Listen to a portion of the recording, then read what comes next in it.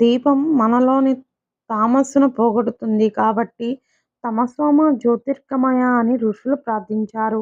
అజ్ఞానం పోగొట్టి జ్ఞానదీప్తి కలిగించే ఈ దీపాన్ని కార్తీక మాసంలో వెలిగిస్తే విశేష ఫలితాలు ఉంటాయని అంటారు. కృత్తికా నక్షత్రం ప్రాధాన్యం ఉన్న కార్తీక మాసం అగ్ని ఆరాధనకు ముఖ్యమైనది. కృత్తిక అంటే అగ్ని. ఆ అగ్నిని యజ్ఞం ద్వారా ఆరాధిస్తాం.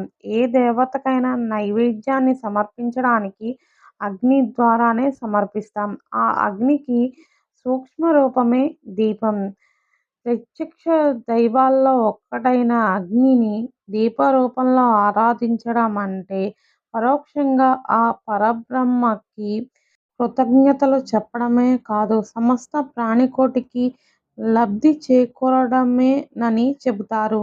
కార్తీక పురాణం ప్రకారం కార్తీక మాసంలో పిప్పలుడు అనే మహారాజు దీపదానం చేయడం వల్ల సంతానాన్ని పొందాడని, వారికి కుమారుడైన శత్రుజిత్తుడు కార్తీక మాసంలో దీపాన్ని వెలిగించడం వల్ల కైలాసాన్ని చేరుకున్నాడని చెబుతారు.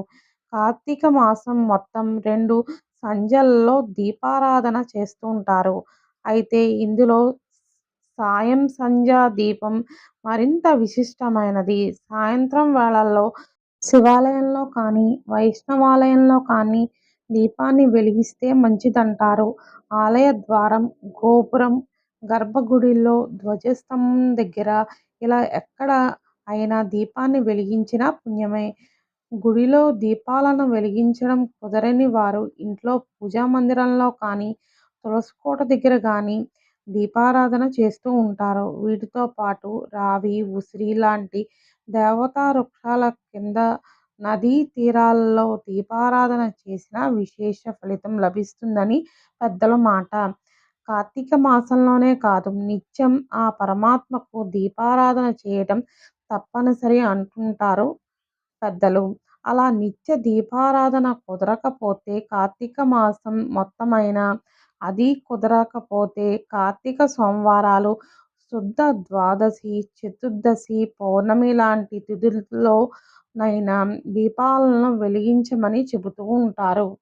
ఇది కూడా సాధ్యం కాని వారు కనీసం కార్తీక పౌర్ణమి రోజైనా 365 ఒత్తులు గల దీపాన్ని వెలిగిస్తే ఏడాది పొడవునా దీపాలు వెలిగించినంత పుణ్యం ప్రాప్తిస్తుందని చెబుతారు.